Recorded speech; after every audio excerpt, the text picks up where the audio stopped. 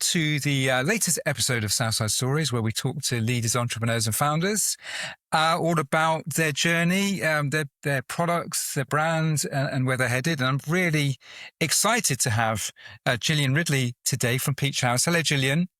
Hello, Matt. Nice to be here. And of course, as we're about to start this, we've got a car alarm going outside. It's fantastic. Anyway, we'll try and ignore that. Maybe the AI might get rid of that later. Anyway, we're going to talk all about clothing brands, starting a sustainable clothing brand today, which I'm really looking forward to. But Gillian, tell us a little bit about yourself and where you're based and your job title. Yes, so I'm Gillian Ridley Whittle. I am the CEO and founder of Peachaus, AUS at the end.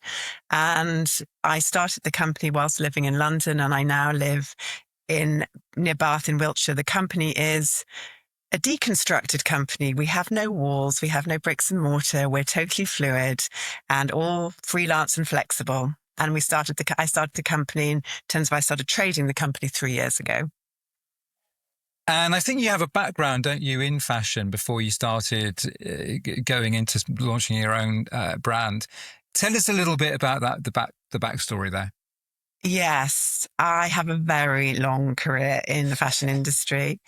I fell in love with fashion at a very young age. I had my first sewing machine, Snow White and the Seven Dwarfs, at the age of 7. I always knew I was going to do a fashion degree. I've been incredibly focused on my career path. And I trained at Marks and Spencer's after a fashion degree for probably about 3 years. And then I worked my way through the industry. I went to a fast fashion company, which doesn't exist, called Bay Trading.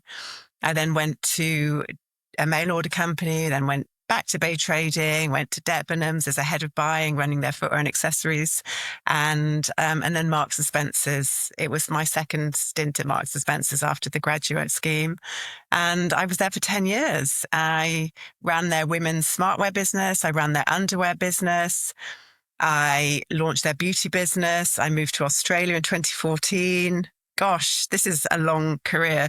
I went to do 2 turnarounds. But the first was a turnaround for Target, running all their women's wear, beauty, lingerie, and kids business. That's an Australian brand, isn't it? Yeah, that is an Australian brand, Target. Yeah. And then I went to a department store called Myer, came back to the UK in 2018 and was Topshop's very last fashion director before it went to sale to ASOS. Yeah. So yes, wow. I know a lot about fashion. I have the scars. I got to ask you, because a bit before you actually, I went to Australia and did 5 years there. What led you to the Australia move? It was never on the glide path, but I kept getting calls from headhunters about different jobs in Australia, and I got one which is the Target one, which sounded really interesting. I said to my husband, do you fancy going out to Australia? And he thought I meant for a holiday. And I said, well, no, actually, there's a job opportunity. And we just thought our kids were quite young, and we just said, it's now or never. And so we went out. I went to have a look at the Target stores and have a look at, it's based in Melbourne. And we just thought, if we don't do this now, we'll always say, should we have? So we got back on the plane to fly home, and he said, what do you reckon? I went, yeah, all right.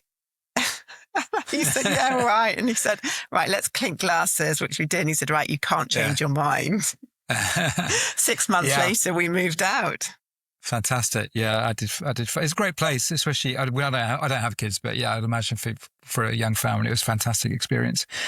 So what was the aha moment then that led you from all of that great experience working for other people to thinking about ethical clothing and starting your own business?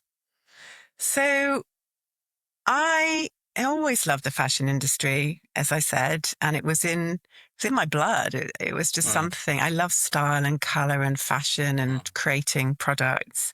And I always had a sense, though, that something was missing. And I always thought it was that bigger job with more money and more status and bigger teams to manage. And so when I got the job in Australia in 2014, I honestly thought I was going to eternal happiness. It was all ego-led stuff. And so moved out to Australia, and that first job was amazing for the first 6 months. It was very demanding. It was a turnaround. There was huge expectations in terms of the KPIs, the revenue, the profit, and probably unrealistic. It was unrealistic. I did an enormous amount, so I was really proud of myself, but I put everything into it. And I think it wasn't easy. And I think, the cracks were appearing in terms of the leadership team because we weren't hitting the numbers, the pressure increases, and bad behaviors start happening. Meanwhile, within all of that, I was realizing that the industry that I'd once loved was actually damaging and destructive. I saw this always at M&S was happening actually before I left. I saw it with Target going to cheaper sources to get a bigger margin to try and hit your numbers and deliver the profitability. And I just started thinking, what is this all about? I didn't have any value to me. I didn't see what the value was to the suppliers and the customers. And I actually started realizing it was making me really unhappy. I had a moment, the aha moment. I look back, I remember actually coming out of a meeting and just thinking, I hate today. I hate it. I hate every moment of it. This is my life. And it's like, God, I always thought myself a really positive person. And I guess underneath it all as well, the pressure was so big. My anxiety was building up. I could not fail. The whole family had come out to Australia, and, there was a lot of responsibility on my shoulders, not just myself, but the teams in the company as well. There was quite a few other people from the UK. And I felt pressure. I felt deep anxiety, which was just growing, and I hid it because I had to be strong. I felt shame. This was what I'd always wanted. And I was at this point, and I was thousands of miles away from my family and home. And I was the most unhappy. I had more money than I could ever have wanted, all the ego stature stuff. But it was just a moment where I hit the wall. And I left that first job. And I had a few months off before I started my next job without being kicked out of Australia. And it was in that moment, I just thought, what am I going to do? This is all I know. And I love this industry. So I thought, well, I've got a choice here. I can walk away. We can go back to the UK. I don't know what I'll do. Or I can create something which actually has meaning to not just me, but to society and the planet and to human beings, and actually demonstrate that fashion can be a force for good, and it can be a kind industry. So that is what I did when original concept of Peachaus was formed. Yeah, that's a very interesting and candid story there. I think for senior executives, you do get to a point in corporate life, don't you, where it is the pressure of numbers, a lot of responsibility. I think a lot of people get into that situation and that sort of back third of the career in corporate life, where it just the anxiety. And I as you were speaking, I was thinking about my own experience there, and yeah, it can be very anxiety inducing, those big corporate jobs with all that responsibility. Tell us a little bit then about the values behind the brand, because clearly that's, a very big part of you and what you're trying to build. Tell us a little bit about that. Yeah. I think that point you just made about responsibility actually is quite significant. And I feel very strongly that wherever you work, at whatever level you're at, you should never have that pressure where actually you cannot perform and you cannot think properly. And and if you can't, it's put down to weakness, which I think is so misaligned. And I agree with you, Matt. I see a lot of people who question where they're at because they get to a point where their nervous system is so rattled from years of this pressure. And let's not forget, our society now, there is no stillness. There is noise everywhere, whether it's your phone, your social, your kids and their social, whether it's, we're always on. So yeah. I think today life is difficult. So therefore, that really formed a lot of my decisions about what this brand was going to represent. And for me, it was representing a place of calm and peace and stillness where we celebrate the art of creativity, the art of human connection. We allow people to be their absolute most brilliant self and accept that is who they are and not try and make them into things that they're not. We challenged all the fashion rules. We don't follow seasons. We don't follow trends. And when you step outside of that, you just realize that's a man-made construct to fuel consumption and profitability. We put care, genuine care, at the center of everything we do and every decision we make. And every decision I make, I say, am I setting a new precedent for fashion? So there is no deviation from this. There would be no point me doing it. I have to be a North Star with this brand, and we have to set a leading example that you can be sustainable, commercial. You can sustain the company so everyone gets paid fairly and in a way that they supports their lifestyle. Suppliers don't feel that they are screwed into the ground. They can pay their work as well. And everything we do is, in my way, acting in a proper way, which puts the human being at the forefront and how they feel. Let's talk a bit about the wider market, if you like, and sustainable fashion. Let's just start with the basics just for a second, Gillian, because I think some people might not know exactly what it is. It's a term that we hear, but what is meant by sustainable sort of fashion, and what's the sort of emerging trend there in terms of growth in that in that sector? I think it's a really good question because that whole term sustainability is so broad. What does it really mean? And I think that's what the customer actually says. What does this mean? And what does it mean to me? What I believe sustainable fashion is a system that actually does not reap and pillage the planet and then not replace it. So it gives back as much as it takes. And it goes beyond that. It's not just about the environment and the planet. It's actually about how it is in terms of the ethics and human beings and how it treats people. We're not machines. We are not animals. We are human beings who have families and who deserve and have a right to live a life which is joyful and fulfilling.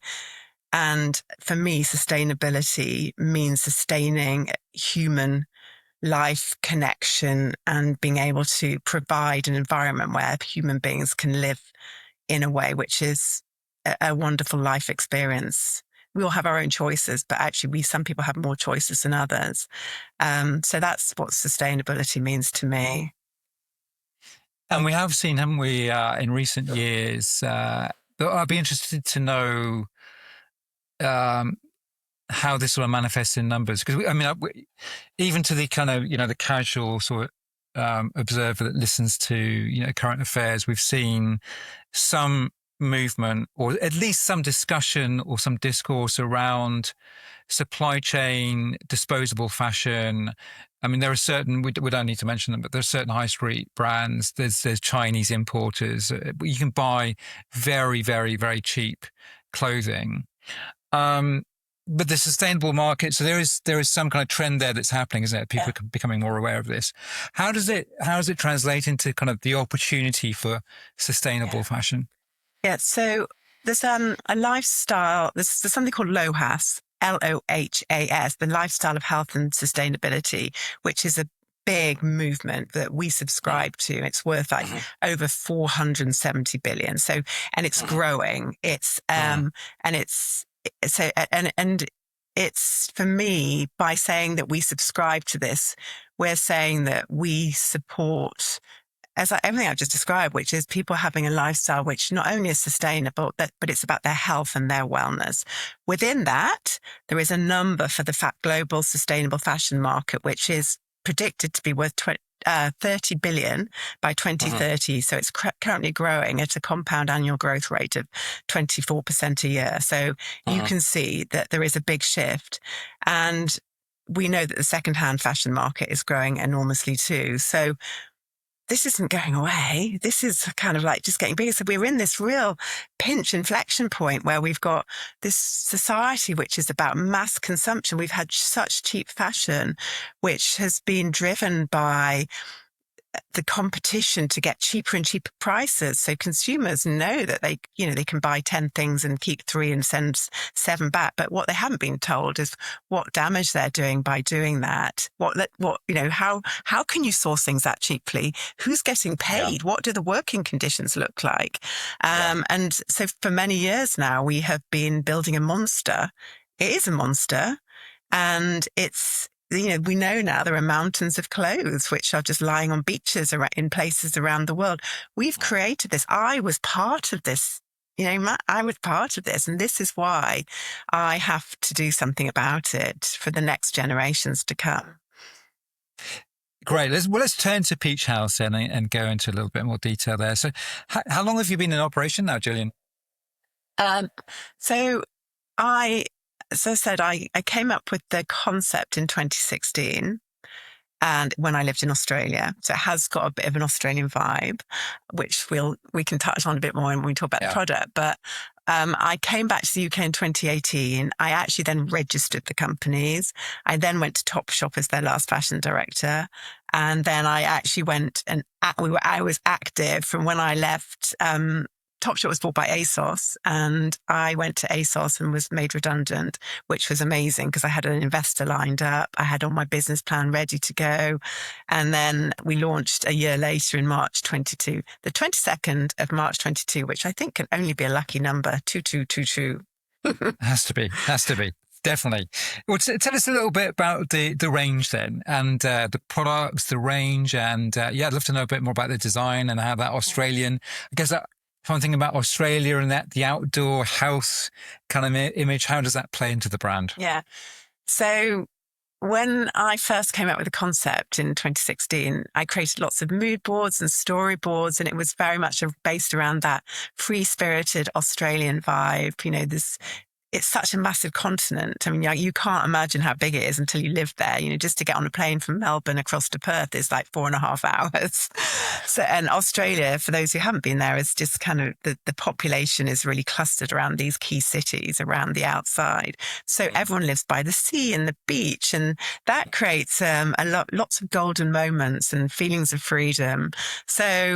And we spent quite a lot of time down on the surf coast on Bells Beach. So I was really influenced by that really relaxed vibe. And all the young people, they travel on their utes and their camper vans with their surfboards. And it's a really great vibe. And so you don't get that sense that people are really rooted into a life which is built around their office and work. It feels completely the opposite way around. So I wanted to capture that vibe. I love the fact that all the women just live in their leggings and little crop tops and athleisure. So everyone just felt healthy and well and very much outside. So I decided that the product range was going to be like a range of products that you can wear however you want. You have the freedom no one's dictating to you. So I say our product range is bed to beach to bar. I've always loved underwear ever since that I ran that business at Marks and Spencer's. I wanted then these really fluid bits of clothing that you could wear to bed, or you could get up and just put the shorts or trousers on to the beach. And the shirts are just like, it could be beach cover-ups, they could be pajama tops. So it's very fluid and flexible. We also have that lovely leggings and athleisure wear from Australia. So it's about layering and creating your own look. And all the products have been sourced and created with absolute comfort in mind. So, I think one of the things which is really quite key to where we are at the moment is our bras. So our bras are made out of Italian lace, which is all using recycled yarns. They're so soft. They are where the underwear industry kind of puts the aesthetic of the bra first. We put the breast first. So this is about how that fabric molds to a woman's breasts and her body and how it moves with her. So our products all flow with you. They don't own you, and they should support your life, not restrict your life. And so going back to our bras, bras is a really big feat of engineering, creating a comfortable bra which supports a woman, but actually is super comfortable. So all of our components in those bras are so light and soft. Even the wire casing feels like it's covered in velvet, so that people say, God, it doesn't actually feel like I'm wearing anything. And that really symbolizes for me the heart of what we're doing. Yes, we're making our products as I tend to use the word ethical rather than sustainable. Yes, we educate about buying less and buying better and really making sure that you treat it like an heirloom. But actually, we put absolute comfort and support at the heart of what we do. Is there any, who would you say your biggest competition is in this space? So it's a really interesting question. Because I feel like we're like a lifestyle brand, and whereas the old industry is very much around the product and the transaction, it's all about the product, margin, getting it into the price, sell, repeat, bring some more in. We're not about that. We're actually we talk about building a lifestyle. We talk about an integrated retail model, which puts experiences at the top and education. And the product, actually, we say is at the bottom, which has totally turned the whole thing on its head. So our whole model is we create an experience for a customer, which actually is about igniting the power of them. Our purpose is to ignite the power of you, which means to help people find their comfort zone, step into their purpose.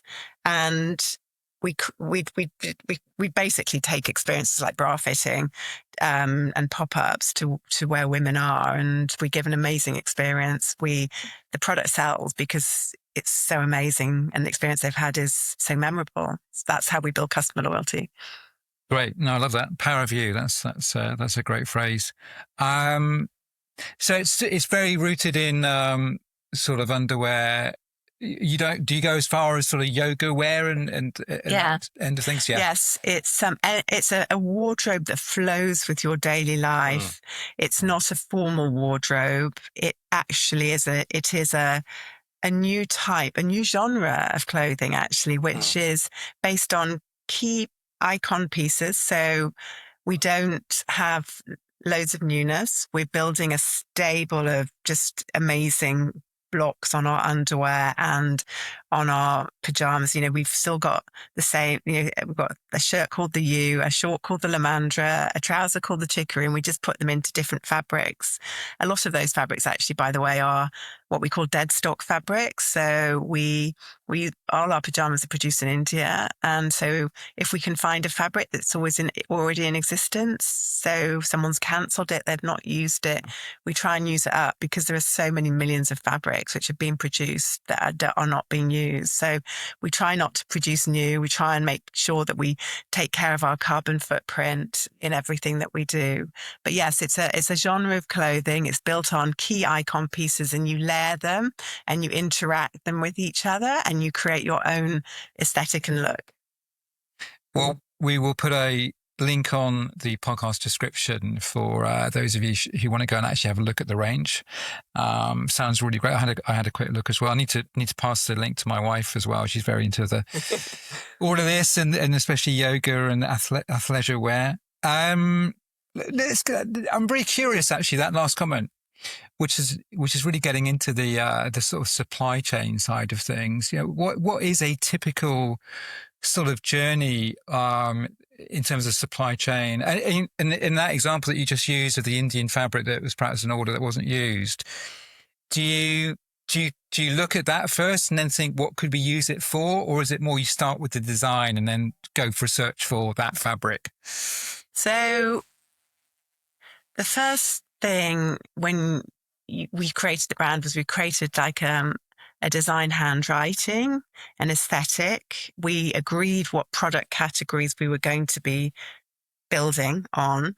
And I mean, I actually had a really radical thought. Why don't I just launch one bra? One bra? And then I can launch the second bra like 2 or 3 months later, which was, that was a very radical way to think, which is almost like going, you don't need lots of things. You need one amazing bra, which is like a work of art. And it's been so beautifully created that it just is the utopian product. We didn't go as extreme as that, but we built out several versions of that. So I always say everything has to be a work of art. So we started with a mood and a look, a feel. We went to the key products, and then what we've done, we've just kind of kept trading on those products. I mean, at the beginning, one of the challenges for any founder starting up in the clothing industry is your minimums. Factories generally are set up not to do the tiny quantities that you need. We went to Portugal for all our underwear and our athleisure. And so we had to work with the factory minimums, the fabric minimums, the minimum dye lots. And that therefore probably meant that we tied up way too much of our working capital in our initial stock package. I'm actually still trading off all our initial bras, which is actually an amazing story. So I had 3 drops of underwear. The third drop came probably about 18 months after we launched. It was meant for earlier, but I couldn't afford to bring it in. But actually, we still got that stock. Do you know what? I still love every single one of those products because they're not seasonal, because there's no trends. Who needs seasonal trends? I mean, that's just such rubbish now. It's the whole model's just so wrong that because, we still got that. So when I go to do a new pop-up and they come out, I just go, oh my God, these are so lovely. And because we're reaching new women, new customers every day, time and time again, they love them. So, and even the same customers come back for more. So it just shows the whole model about fashion and trend is just ridiculous. All our colors actually are inspired by sunsets, sunrises, and nature. The fabrics are all, either organic or Better Cotton Initiative or recycled yarns or dead stock fabric or bamboo. We're totally authentic. So you can see on our website where everything comes from. And we're not perfect. We started sourcing and putting this range together 4 years ago.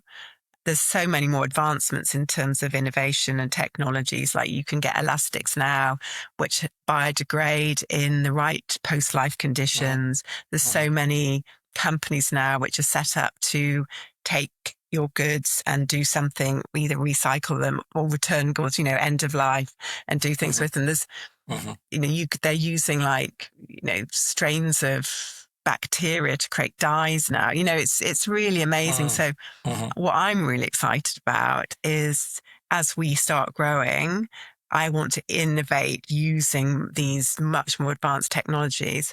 I'm actually part of something called the Ecosystem Incubator, which is a ecosystem set up by a woman called Rachel Sheila Khan. And there are all sorts of people like me, founders, technologists, innovators in this ecosystem. And I really want to access this to create a really future-facing, innovative advancement in a biodegradable bra, which actually just is leading in terms of its construction, fit, mechanics.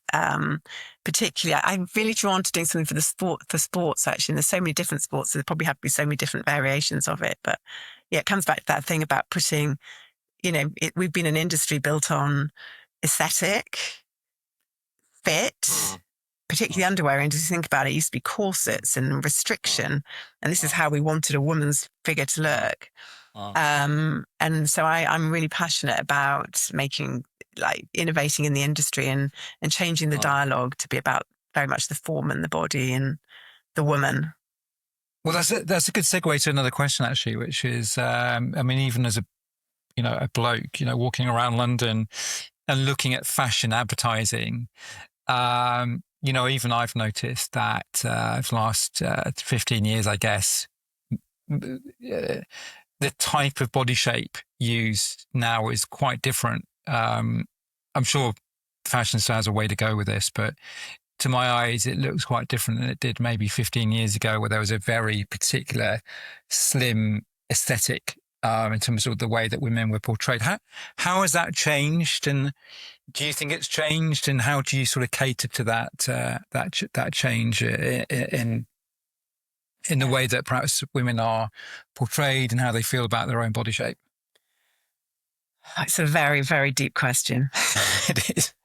But you're absolutely right. If I think about when I grew up, the supermodels, Elle Macpherson and Cindy Crawford, and they were all kind of really rocking it.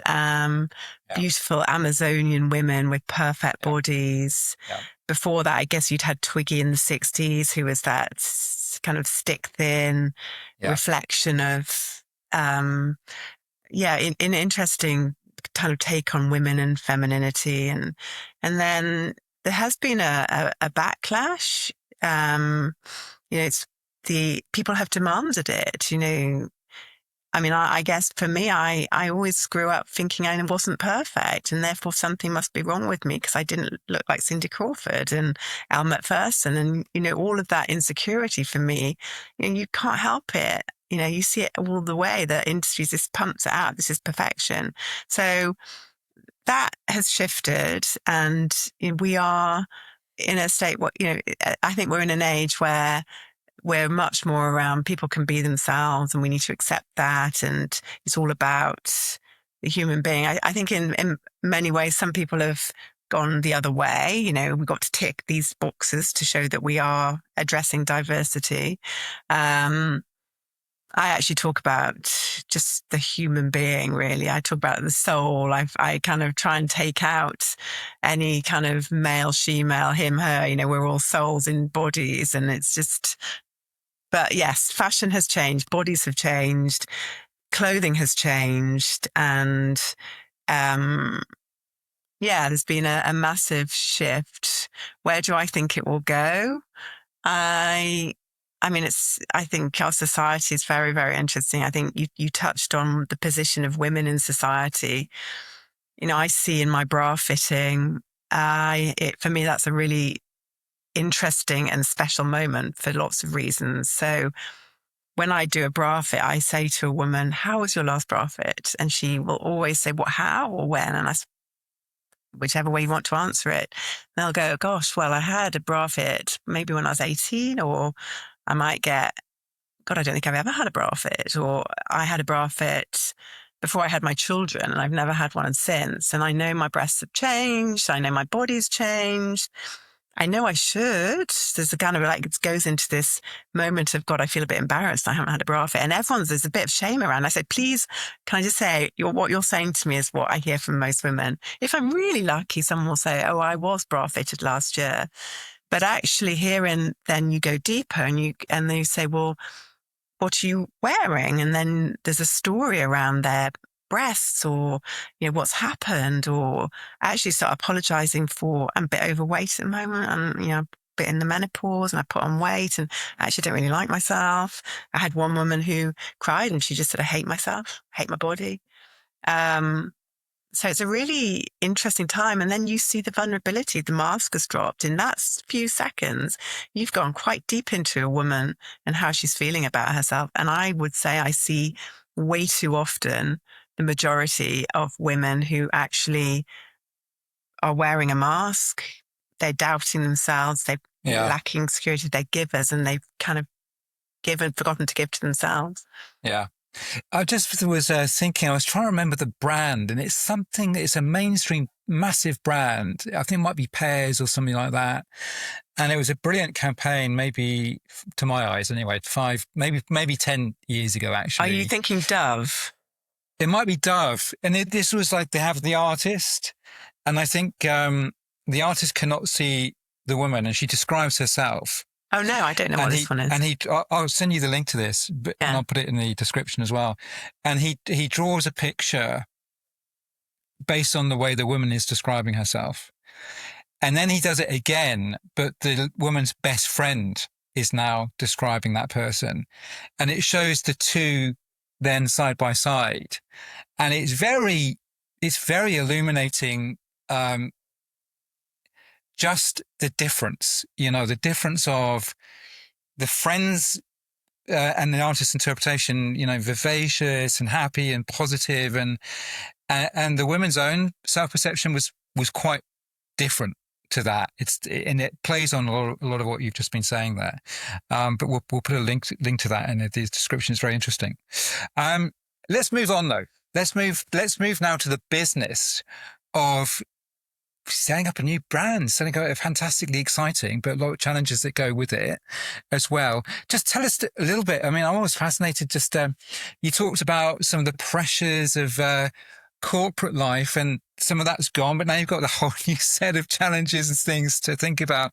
How does it feel right now for you, where you are right now, 3-4 plus years into it? Yeah, I, on a personal level, feel amazing. I even on my own Instagram recorded last week and said, I feel bliss. And that's because I have had to work very hard to, I'm just going to say it, step out of the matrix, step out of what society has built as the prison that we've created for ourselves because of what we think is going to make us joyful and happy. And it's taken me 4 years to break away and really build up myself, my confidence, my belief in myself. So I actually feel absolutely amazing. My energy is incredible. I'm physically very strong. I've really got myself into a really good shape, and take on anything. Brilliant. That was fantastic. In terms of how do I feel with business, I'm really proud of how far we've come. It's been really tough. And I've had to dig so deep in myself. There's so many reasons why I should have walked away and given up, but they were probably all limiting beliefs. You face ruin all the time. You face bankruptcy, but I don't know what's driven me. I've just kept on going. You find the money, you keep going, and you find a path through. But actually what I realized is that every single day of those last over 3 years now was a lesson, and a lesson in getting me ready for now. So the business is, we are so clear as to where we're going, what our pathway to scale and growth is, how we can get to profitability, what is making us different, and how we can win. And nothing has gone from all those values I described earlier. And what I'm really happy about is I haven't had to compromise on any of that. But what I realize is I've also, I've tried to do things the traditional way, open wholesale businesses with retailers who aren't aligned to who I am and who we are. And actually, it's funny, the doors haven't opened. And I realize now, I've actually almost gone full loop back to where I originally had my first concept. And that's where we're going. It's owning our own destiny, owning our own plan. And we're, going to disrupt and do things in a different way, which is so exciting. That's great to hear. I was interested, has there been a point or a decision that you've had to make where you look at it and you think, God, this would be great for revenue, or be great for profitability, or be great for some kind of commercial reason, but it does go against a core value. If you had moments like that where it's been a real, you've really had to think about the values. No, I mean, I have not broken any of the core values to do with our product nor authenticity. I would say that if I look back, we've tried to push very hard to get into like retailers to have a wholesale business because that's guaranteed revenue. And it's been really, really tricky. And I think in my heart, I have felt it didn't necessarily sit well with me. All right. You're almost having to sell yourself to them. We've got a very special, different brand, and it became disheartening. I got to a point where it felt disheartening. And literally the last probably 3 months, we've really pivoted. And now I feeling good, feeling great now is because we're going in a direction that I feel really happy about, really confident about. It's like I'm able to really see where we're going and how we can have massive impact. And that feels really, really good. Really good, actually. How do you do distribution? So at the moment, our main channels are, one is our pop-up shops that we do, where we take our bra fitting into corporate businesses. And we've been doing a few of these, and which is good. We've had a shop in Covent Garden for 6 months, and that proved to me that it's very difficult to run a profitable shop with the cost of rents, rates, and also staffing. So we've got a model which is very low cost, and we have a website which is called Peachaus.com, and it's beautiful. So that's where anyone who's listening can go and pop and find us. Absolutely. Let's just go back to you were talking about the pathway to scale and profitability. When you look at the next 3+ year, I mean, what kind of timeframes are you looking at in terms of getting to profitability, for example? Yeah. And perhaps bring in the funding aspect to this as well, and how you're funding yourself. I mean, I look back at the last 3 years, we had some ridiculous set of revenues as a startup. I don't know, coming from a big business, you kind of just thought could just launch this brand that no one's heard about with actually then no money to market it. And suddenly our sales would go like this, once you switch that website on, which was crazy. So we've relied on funding a lot the last 3 years, and I have investors. Where I'm at now is we are raising funds again because we believe we've got a really good story and business plan and an idea to scale. We will be in profitability next year because I'm owning it now. However, we know how to do it.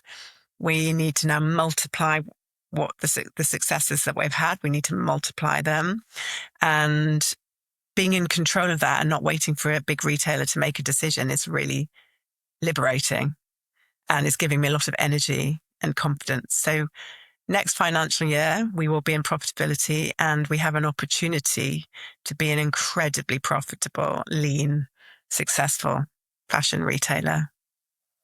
Fantastic. If you're a consumer listening to this and you're thinking about your own current choices, and you're perhaps locked into the fashion seasons, etc., and you're thinking, actually, is this the right way to go? And I know, thinking about my wife Nikki, actually, she recently actually has just, the trips to the charity shop or to put stuff on Vinted. I can see her mindset. But why am I doing this? I like all these clothes I have that maybe I just haven't really been wearing very much. But what advice would you give to somebody who's beginning to think like that about how to be more sustainable in their fashion choices? So the first thing I think is to assess your life, assess what matters to you, assess what's making or going to make you happy. So much of my happiness was a fix. Now, that's not to say I was really unhappy, but to make myself really good, feel good, really good, I'd buy a new dress or put on a new lipstick or something. So my happiness, a lot of it was associated with clothing, and there was a slight addiction, I think, based on that. So I think it's deeper than just saying, do you know what, just don't buy so much new stuff, boycott Shein, go boycott H, whatever. It actually goes down to thinking about your life and what you want your life to look like, what matters to you. And actually, for me, I've fixed the drug of my addiction of having a new dress because actually I found I don't need it, because actually I found that happiness within myself. So that's the last 4 years of rewiring. But down to practical things, I would say just check before you think, I need to buy that. Just have a look in your wardrobe and see if you've got something that actually you could just accessorize.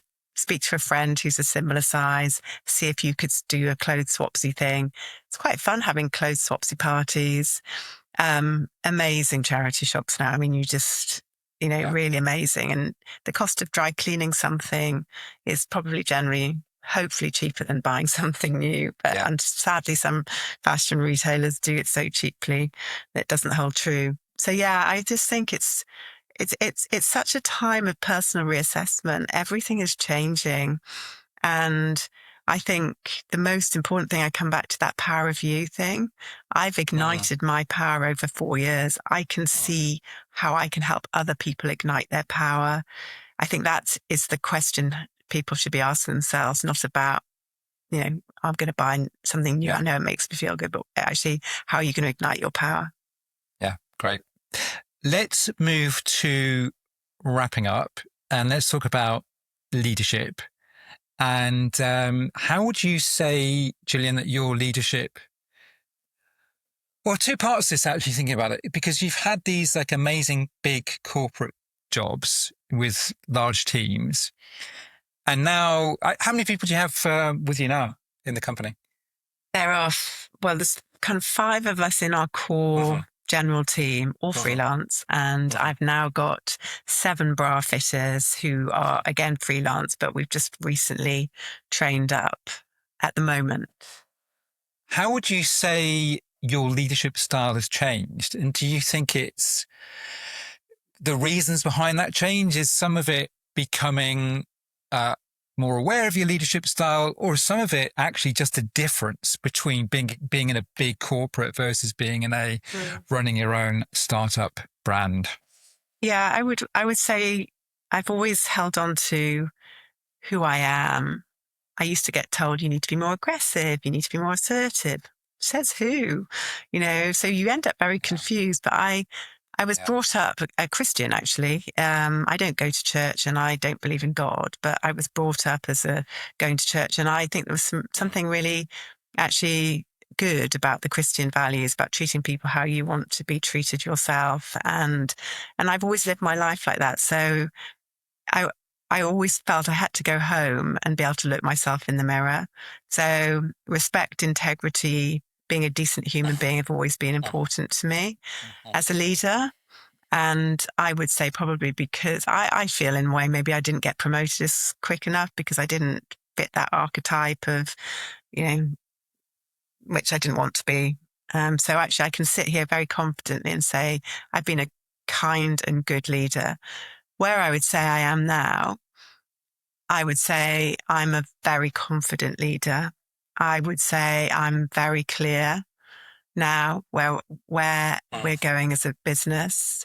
I would say I lead with heart and soul.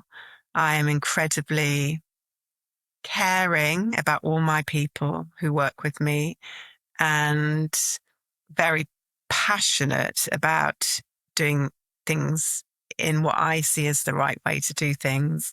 So, and I would say what I've really learned about myself is I am quite visionary, and I think I'm very energetically connected and I'm very spiritual, but actually I've seen how that's really benefiting me in my life and in my leadership style. Great answer. And when you think about great influences on you, I ask everybody this question, which is who's been a really positive influence on your own leadership style? And I've had many, many different, as you can imagine, many different answers to this, all the way from, first leaders, first bosses that have been particularly inspirational through to historical figures. And I think last week I had Julius Caesar for the first time. But who's been someone that's been really influential on you and your career? I think there's 2 questions in there, right? Who has been influential on me in my career, and then who's maybe has had an influence on my leadership style.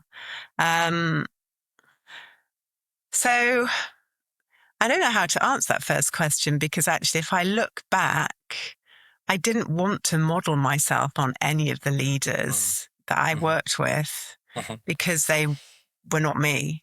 But I would say I enjoyed working with, and I felt inspired by working with Paul Paul Marchant, who used to be the CEO of Primark.